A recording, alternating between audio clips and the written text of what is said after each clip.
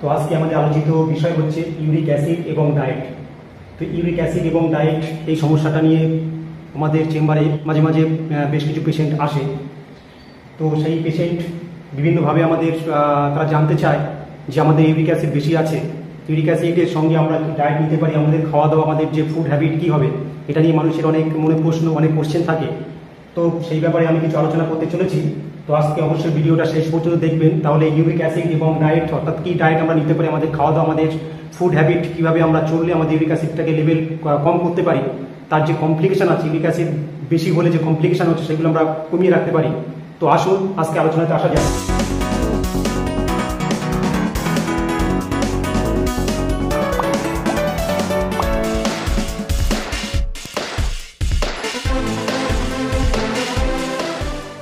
Uric অ্যাসিডকে আমরা অনেকভাবে বলে থাকি হাইপার ইউরেসেমিয়া, অর্থাৎ ইউরিক অ্যাসিডকে হাইপার মানে বেশি, ইউরেসেমিয়া অর্থাৎ ব্লাডের মিয়া মানে ব্লাড, ইউরেসেমিয়া যদি ব্লাডের মধ্যে ইউরিক অ্যাসিড বেশি হয় সেটাকে আমরা হাইপার ইউরেসেমিয়া বলে থাকি। অনেক সময় গাউট বলা হয়ে থাকে। আমরা সাধারণ মানুষ কিন্তু গাউটটাই নিয়ে অনেকেই জানে যে গাউট মানে ইউরিক অ্যাসিড বেশি এবং গেটে গেটে বাদ যেটা হয়, তার সঙ্গে আমরা বলতে পারি গাউটি আর্থ্রাইটিস। এটাই গাউট বা ইউরিক অ্যাসিড বেশির জন্য যে আর্থ্রাইটিস টাইপের হয়, জয়েন্টে যে ইনফ্লামেশন হয়, জয়েন্টগুলো ফুলে ওঠে, যে ব্যথা যন্ত্রণা হয়, সেগুলো গাউটি আর্থ্রাইটিস। মেটাবলিক আর্থ্রাইটিস হিসাবে আমরা জেনে থাকি। মেটাবলিক মানে আমাদের যে মেটাবলিজম হয়, সেই মেটাবলিজমের সমস্যা থেকে কিন্তু আমাদের আর্থ্রাইটিস অর্থাৎ আমাদের ইউরিক অ্যাসিডটা বেশি হয়ে সমস্যা তৈরি হয়। অনেক সময় সাধারণ মানুষ গেটে বাত বা পোটাগ্রা বা পাত বাত হিসাবে আমরা বলে থাকি। গেটে বাত মানে ঘাটে ঘাটে বাত হিসাবে মানুষ জানে। তো এই যাদের মোটামুটি বলা যায় যে যাদের ধাতুগ্রস্ত, অর্থাৎ আমাদের যাদের সাধারণ মানুষের ইউরিক অ্যাসিড বেশি হয়, আমাদের গাউটি ডায়াথেসিস বলে একটা টার্ম আছে, গাউটি ডায়াথেসিস বলে, অর্থাৎ ইউরিক অ্যাসিড যাদের বারবার প্রবণতা আছে বেশি হওয়ার, তাদের কিন্তু ঔষধের সঙ্গে খাওয়া দাওয়ার একটা ভূমিকা আছে। তো এই খাওয়া দাওয়া নিয়ে অনেক মানুষের অনেক প্রশ্ন আছে, তার সঙ্গে তারা বিভিন্নভাবে তারা জেনে থাকে যে এটা খাওয়া যাবে, ওটা খাওয়া যাবে না, খাওয়া দাওয়ার মধ্যে অনেক রেস্ট্রিকশন থাকে। তো সব কিছু রেস্ট্রিকশন মানা মানুষের পক্ষে সম্ভব হয় না, যে কোনটা খাবো কোনটা খাবো না। দেখা গেছে যে নির্দোষ কিছু খাদ্যকেও অনেকে অ্যাভয়েড করে থাকে, যেগুলো খেলে আমার ইউরিক অ্যাসিড বেড়ে যাবে।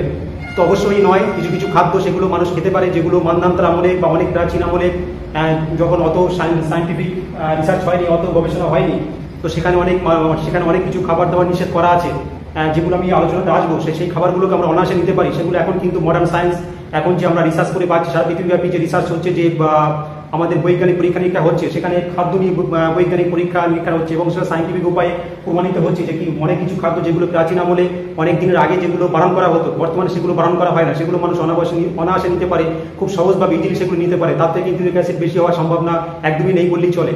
ইউরিক অ্যাসিড কেন হয়, এর প্যাথোফিজিওলজিক্যাল ব্যাপার, এর সায়েন্স, সিমটম, ট্রিটমেন্ট, এই পদ্ধতি যেগুলো আছে সেগুলো নিয়ে আমি অন্য ভিডিওতে আলোচনা করবো। নেক্সট ভিডিওতে পারলে আমি ইউরিক অ্যাসিড সমস্যা নিয়ে আলোচনা করবো। তো আজকে আলোচনাতে শুধু আসছে আমাদের খাওয়া দাওয়ার সম্পর্কে, আমাদের ডায়েটের সম্পর্কিত বিষয়ে। তো মোটামুটি দেখছেন যে অ্যাভয়েডের মধ্যে প্রথমেই দেখছেন যে alcohol and cold drinks. Alcohol এবং কোল্ড ড্রিঙ্কস নিলে কিন্তু ইউরিক অ্যাসিড বেড়ে যেতে পারে। ইউরিক অ্যাসিড হচ্ছে একটা পিউরিন, ওর মধ্যে যে প্রোটিন আছে, প্রোটিনের মধ্যে একটা পিউরিন আছে, সেই পিউরিন থেকে কিন্তু ইউরিক অ্যাসিডটা বেশি হয়। তো সেগুলো নিয়ে পরে আলোচনা করবো। তা মোটামুটি প্রথমেই দেখছেন অ্যালকোহল এবং কোল্ড ড্রিঙ্কস। অ্যালকোহল অবশ্যই অ্যাভয়েড করতে হবে। অল কাইন্ড অফ অ্যালকোহল, যত রকমের অ্যালকোহল আছে, এবং কোল্ড ড্রিঙ্কস, আমরা যে কোল্ড ড্রিঙ্কসগুলো খাই সেগুলো কিন্তু পিউরিন বেশি আছে, বিশেষ করে অ্যালকোহলে তো পিউরিন অবশ্যই বেশি আছে। তাহলে যাদের ইউরিক অ্যাসিড বেশি আছে, যাদের ইউরিক অ্যাসিড ট্রিটমেন্ট চলছে, যাদের ঘাটে ঘাটে বাতের সমস্যা ক্রনিক হয়ে গেছে, অনেকদিন ধরে ভুগছে, ব্যাকুট অবস্থায়, অ্যালকোহলকে অবশ্যই স্টপ করতে হবে। অ্যালকোহল একদমই কোনো মতেই চলবে না। তার সঙ্গে কোল্ড ড্রিঙ্কস অবশ্যই বন্ধ করতে হবে। আর দুই দেখছেন সিপ বা প্রন। সিপ মানে চিংড়ি মাছ, বা প্রন মানে গলদা, বাগদা, এই যে চিংড়িগুলো আছে, নোনা জলের যে চিংড়িগুলো আছে, সেগুলো অবশ্যই বন্ধ করতে হবে। কারণ এই প্রন, সিঙ্ক বা অন্যান্য যেগুলো গলদা, বাগদা, ছাটি যেগুলো বলা হয়, তার মধ্যে কিন্তু পিউরিন বেশি আছে। পিউরিন থেকে কিন্তু ইউরিক অ্যাসিড বেশি হতে পারে, হাইপার ইউরেসেমিয়া হতে পারে, তার থেকে কিন্তু সমস্যা বাড়তে পারে। নাম্বার 3 দেখছেন সেলফিশ, কাঁকড়া, শামুক বা ঝিনুক। এই সেলফিশ বা কাঁকড়া, শামুক, ঝিনুক, এই যে সমস্ত জলের মধ্যে যেগুলো থাকে, যেগুলো প্রাণী থাকে, সেই সমস্ত প্রাণীতে কিন্তু ইউরিক অ্যাসিডটা বেশি হতে পারে, ইউরিক অ্যাসিডটা বেড়ে যেতে পারে। তো অবশ্যই এই সেলফিশগুলো খাওয়া যাবে না, যেগুলো আঁশ দিয়ে, শক্ত খোলস দিয়ে যেগুলো ঢাকা থাকে, সেই কাঁকড়া, শামুক, ঝিনুক কিন্তু অবশ্যই অ্যাভয়েড করতে হবে। তার সঙ্গে নাম্বার 4 দেখছেন সি ফিশ। তার মধ্যে টুনা, স্যালমন, হেরিং, ম্যাকারেল এবং মাছের ডিম, এইগুলো কিন্তু অ্যাভয়েড করতে হবে। সি ফিশ মানে নোনা জলের যেগুলো মাছ আছে, গভীর সমুদ্রে যেগুলো মাছ আছে, সেই মাছগুলো অবশ্যই, আমি যে মাছগুলো বললাম তার সঙ্গে আরো অনেকগুলো মাছ আছে, সেগুলো আমি আমার স্ক্রিনে দেখিয়ে দেবো।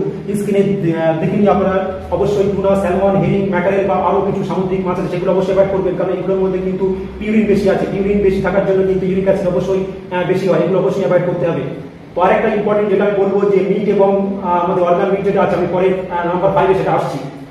তো অবশ্যই মাছের ডিম, এবং মাছের ডিমের মধ্যে তো অবশ্যই সামুদ্রিক মাছের ডিম এবং তার সঙ্গে যে আমাদের দেশীয় মাছের ডিমও যদি অ্যাভয়েড করতে পারেন অবশ্যই ভালো। সেটা থেকে কিন্তু অনেক পিউরিন বেশি হয়ে কিন্তু ইউরিক অ্যাসিডের সমস্যা বাড়তে পারে।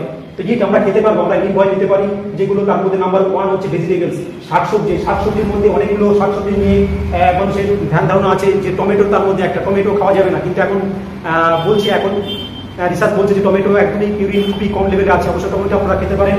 তার মধ্যে শাকসবজি যেগুলো বলা হয় যে পালং শাক, ফুলকপি, এ সম্বন্ধে অনেকের ধ্যান ধারণা আছে যে পালং শাক, ফুলকপি খেলেও পিউরিন বেশি থাকার জন্য কিন্তু সমস্যা হতে পারে। কিন্তু দেখা গেছে যে পালং শাক যে পিউরিন আছে, সেই পিউরিনটা শরীরের মধ্যে অত ক্ষতি করতে পারে না।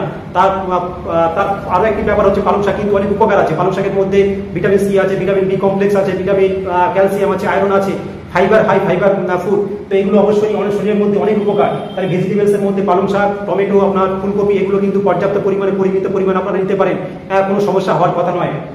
ফ্রুটসের মধ্যে, ফলের মধ্যে কিন্তু বিভিন্ন ফল যেগুলো আছে, বেদানা, আপনার লেবু জাতীয় ফল, কলা জাতীয় ফল, ডালিম জাতীয় ফল বা তরমুজ, বিভিন্ন ফলের মধ্যে কিন্তু পিউরিন খুব কম লেভেলে আছে, সেগুলো অবশ্যই নেওয়া যায় এবং তার কিন্তু ফলের উপকারিতা তো অবশ্যই বেশি। তার মধ্যে অ্যান্টিঅক্সিডেন্ট আছে, আমাদের বিভিন্ন ভিটামিনস, মিনারেলস, খনিজ পদার্থ অবশ্যই আছে, সেগুলো অবশ্যই ফলটাকে, ভেজিটেবলসকে অ্যাভয়েড করবেন না, সেগুলো পর্যাপ্ত পরিমাণে আপনারা নিতে পারেন। তো যেগুলো বলবো যে পালং শাক বিশেষ করে আর ফুলকপি আপনারা নিতে পারেন, কিন্তু প্রতিদিনে না নিয়ে আপনারা একদিন অন্তর অন্তর একটু পরিমিত পরিমাণে নেবেন। কিন্তু আপনারা টমেটো অবশ্যই নিতে পারেন, টমেটো খাওয়ার ব্যাপারে কোনো বিধিনিষেধ নেই। তো ফ্রুটস এর মধ্যে বললাম সব রকম ফ্রুটস আপনারা নিতে পারেন, ফ্রুটসের কোনো সমস্যা নেই। তার সঙ্গে মিষ্টি জলের মাছ, আমি বললাম নোনা জলের যে মাছগুলো আছে যেগুলো, সেগুলো অবশ্যই নেওয়া যাবে না, কিন্তু মিষ্টি জলের মাছ, কাতলা, পোনা, তেলাপিয়া, বাটা, পার্শে, রূপচাঁদ, মৃগেল, শোল, বাটা, চুনো, পুঁটি, কই, পাকা, বা আমরা যে মোটা যে মাছটা একটা দেখি, যে আমেরিকান রুই বলুন বা পেঙ্কু মাছ টাইপের কিছু বলুন, সেগুলো অবশ্যই আপনারা ইচ্ছা মতো নিতে পারেন। তার মধ্যে কিন্তু পিউরিন খুব কম পরিমাণ আছে। এবং নদীর জলের মাছ, অল্প নদীর জলের যে মাছ, ভেটকি, ইলিশ, সেগুলো পর্যাপ্ত পরিমাণে নেওয়া যায়, এর থেকে কিন্তু পিউরিন বেশি হয় না এবং তার জন্য ইউরিক অ্যাসিডের সমস্যা একদমই হয় না। তারপরে নাম্বার 4 আসি লেন্টিলস বা ডাল জাতীয় খাদ্য। ডাল মানে মিশুর ডাল, মুগ ডাল, বিউলির ডাল, খেসারি ডাল, এই সমস্ত যে ডাল আছে, এই ডাল কিন্তু মানদান্তের আমলে, অনেক প্রাচীন আমলে, অনেক দিনের আগে কিন্তু একটা পরিসংখ্যান ছিল যে লেন্টিলস বা ডাল জাতীয় প্রোটিন থেকে কিন্তু ইউরিক অ্যাসিড বেশি হতে পারে। কিন্তু এখন গবেষণায় পাওয়া যাচ্ছে যে এখন যে উন্নত মানের ডাল আমাদের সামনে এসছে, এখন যে ডাল আমরা পাই, মসুর ডাল বলুন, মুগ ডাল বলুন, ছোলার ডাল বলুন, খেসারি ডাল বলুন, এই ডাল থেকে কিন্তু ইউরিক অ্যাসিড একদমই বেশি হয় না বললেই চলে। ডাল অবশ্যই আপনারা নির্ভয় নিতে পারেন, কোনো সমস্যা হওয়ার কথা নয়। তো এরপরে আমি নাম্বার 5 দেখছি, নাম্বার 5 এর মিক্সের মধ্যে নাম্বার 1 হচ্ছে রেড মিক্স এবং 2 হচ্ছে অর্গান মিক্স। এই রেড মিক্সের মধ্যে আমাদের দেশীয় যে খাদ্যগুলো আমরা বিফ বলুন, পর্ক বলুন, বিভিন্ন মানুষ যেগুলো নিয়ে থাকে, তো সেগুলো অবশ্যই অ্যাভয়েড করতে হবে। তার সঙ্গে অর্গান মিট, অর্থাৎ পশু অর্গান থেকে যে মাংসগুলো হয়, অর্থাৎ যকৃৎ বলুন, তার মধ্যে লিভার হতে পারে, প্যানক্রিয়াস হতে পারে, তার মধ্যে আপনার ব্রেন হতে পারে, কিডনি হতে পারে।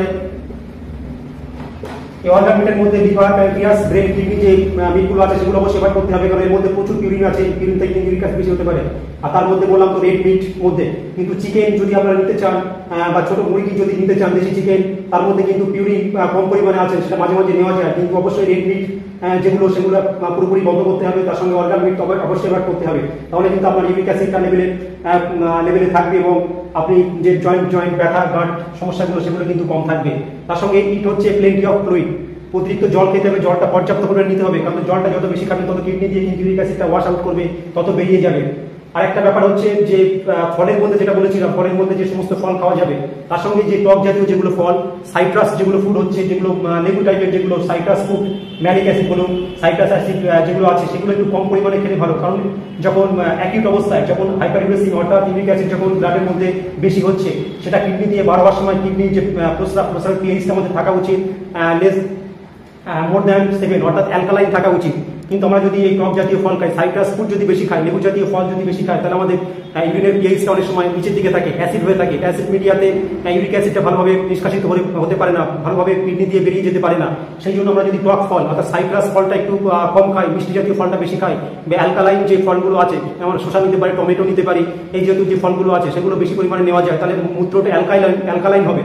তাহলে অ্যালকালাইন হলে কিন্তু আমাদের ইউরিক অ্যাসিডটা ভালোভাবে শরীর থেকে বার হতে পারবে, কিডনি দিয়ে পরিষ্কার দ্রুত বার হতে পারবে, এবং আমাদের ইউরিক অ্যাসিডটা কিন্তু শরীরের মধ্যে কম থাকতে পারবে। আরেকটা বলবো খাদ্য নিয়ে, আরেকটা কথা বলবো যে আমরা যে ফল যেগুলো বললাম, যে ফলগুলো নিয়ে ফল, ফ্রুটস, ভেজিটেবলস, শাকসবজি যেগুলো বললাম, সেগুলো উপকারিতা কিন্তু অনেক বেশি আছে। সেগুলো হয়তো পিউরিন সামান্য বেশি থাকতে পারে, অনেকের হয়তো হাই ইউরিক অ্যাসিড আছে 10, আমরা মোটামুটি নর্মাল রেঞ্জ বলি যে 7-এর নিচে যদি থাকে সেটা রিপোর্টটা ভালো, 7-এর উপরে থাকলে আমরা বলি যে ইউরিক অ্যাসিডটার সমস্যা আছে, তখনই আমরা মেডিসিন বা তার সমস্যা যদি থাকে। তবে ইউরিক অ্যাসিড বেশি হলে যে সমস্যা হবে তা নয়, অনেকের ইউরিক অ্যাসিড বেশি আছে সমস্যা নেই, তাহলে তার কিন্তু ট্রিটমেন্টের দরকার হয় না। বিভিন্ন কারণে কিন্তু ইউরিক অ্যাসিড বেশি হতে পারে। ইউরিক অ্যাসিড কারণ ব্লাড টেস্ট করে যে বেশি ওর সঙ্গে সঙ্গে মেডিসিন নিতে হবে, এটা কিন্তু ভুল ধারণা। যদি তার ইউরিক অ্যাসিড বেশি থাকো, তার সঙ্গে যদি সাইন সিমটম থাকে, ঘাটে ঘাটে ব্যথা বেদনা থাকে, সোয়েলিং থাকে, ফোলা থাকে, পেশেন্টের অস্বস্তি থাকে, রাতে যন্ত্রণা হচ্ছে, পা ফুলে যাচ্ছে, পায়ে ঘাটে ঘাটে ফুলে যাচ্ছে, তখন এটা ট্রিটমেন্ট নিতে হবে। তো খাদ্যের ব্যাপারে খুব বেশি বিধিনিষেধ ব্যাপার নেই।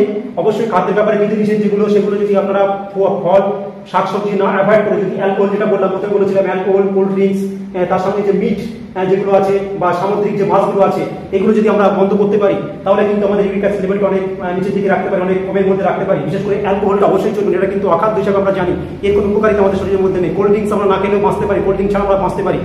অবশ্যই সামুদ্রিক মাছ না খেলেও কিন্তু অনেক মানুষ বাঁচতে পারে।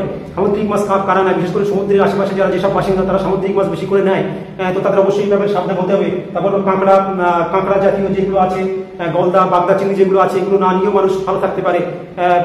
কিন্তু আমরা শাকসবজি যেগুলো আমাদের প্রাত্যহিক জীবনে আমরা কম দামে পাই, সাধারণ মানুষ যেগুলো নেয়, সিম্পল পাবলিক যেগুলো বেশি নেয়, সেগুলো নিয়ে অত আপনাদের সমস্যা নেই। যেগুলো ডাল জাতীয় শস্য আপনার যেগুলো আগে বারণ করা হতো, এগুলো নিয়ে অবশ্যই বেশি ব্যস্ত হবেন না। বেশি যদি আপনারা কোথাও শুনেন, বিশেষ করে ইউটিউব চ্যানেল, প্রচুর চ্যানেল দেখেছি বা বিভিন্ন মিডিয়াতে দেখেছি, বিভিন্ন পেপারে এগুলো নিয়ে আলোচনা হয়, সেখানে বলছে ডাল খাওয়া যাবে না, টমেটো খাওয়া যাবে না, লেন্টিল জাতীয়, তার সঙ্গে আরও অনেক কিছু বিধিনিষেধ করা হয়, বিশেষ করে শাকসবজি, ফলের মধ্যে। এগুলো অবশ্যই আপনারা ধ্যান দেবেন না। আমি আমার কথা বলছি না, এটা মেডিকেল সায়েন্স বর্তমানে প্রুভ হয়ে গেছে। এবং আমি একটি আপনাদের এটা বোঝার জন্য আমি একটি বইয়ের নাম বলবো, সেটা হচ্ছে অ্যালোপ্যাথিক কেমোথেরাপিউটিক মেডিসিনস। সেটা ডক্টর অশোক কুমার রায়, উনি একজন স্বনামধন্য চিকিৎসক। এনার বইয়ের রেফারেন্স হিসাবে আমি দিচ্ছি, এনার ইংলিশ রেফারেন্সটা আমার কাছে নেই, বাংলা রেফারেন্সটা আছে। তো বাংলা পেজ নাম্বার দিয়ে সেখানে উল্লেখ করে দিচ্ছি, সেটা বর্ডার লাইন দিয়ে পরিষ্কার লেখা আছে যে যদি আমরা ফল ফ্রুটস খাই, এটা থেকে কিন্তু খুব বেশি হলে আমরা 1 মিলিগ্রাম হিসাবে ইউরিক অ্যাসিড কমাতে পারি। 1 মিলিগ্রামের বেশি কিন্তু ইউরিক অ্যাসিড আমরা কিন্তু এই ফল ফ্রুট যদি অ্যাভয়েড করি বা যদি মেনে চলি, তার বেশি কিন্তু আমরা কমাতে পারি না। তো অবশ্যই এই ফল ফ্রুটস বেশি না কমালেও চলবে, আপনারা পর্যাপ্ত পরিমাণে ফল ফ্রুটস খান, কারণ তার উপকারিতা, ক্ষতির দিক থেকে উপকারিতা অনেক বেশি। অবশ্যই এটাকে আমাদের পর্যাপ্ত পরিমাণে নেওয়া উচিত। তো রেফারেন্স আপনারা দেখে বুঝতে পারবেন। আমি যে কথাগুলো বলবো সেগুলো যদি রেফারেন্স না থাকে, তার কত কোনো মূল্য নেই। তাহলে যে বলবে ডাল জাতীয় খাদ্য খাওয়া যাবে না, টমেটো জাতীয় খাদ্য নেওয়া যাবে না, ফুলকপি নেওয়া যাবে না, পালং শাক নেওয়া যাবে না, তাহলে তার রেফারেন্স অবশ্যই ভালোভাবে দিতে হবে। তো আমার রেফারেন্সটা অবশ্যই দেখবেন। আর যদি আরও রেফারেন্স দরকার, আমি আরও রেফারেন্স দেওয়ার জন্য তৈরি আছি। তো অবশ্যই আমার সঙ্গে থাকুন। আর আজকে এই সম্পর্কিত যদি কোনো প্রশ্ন থাকে ইউরিক অ্যাসিড নিয়ে, তাহলে অবশ্যই আমি আপনার উত্তর দেওয়ার চেষ্টা করবো। অবশ্যই আমার সঙ্গে থাকুন, আমার চ্যানেলকে অবশ্যই সাবস্ক্রাইব করুন, আপনার নিকটজন পরিজনদের মাঝে শেয়ার করুন। আমার সঙ্গে থাকুন। নেক্সট ভিডিওতে আমি অবশ্যই ইউরিক অ্যাসিড কেন হয়, কী কারণে হয়, তার প্যাথোফিজিওলজিক্যাল সমস্যা, তার ট্রিটমেন্ট পদ্ধতি, তার সাইন সিমটম নিয়ে আমি আলোচনা করবো। প্রত্যেকে অসংখ্য ধন্যবাদ।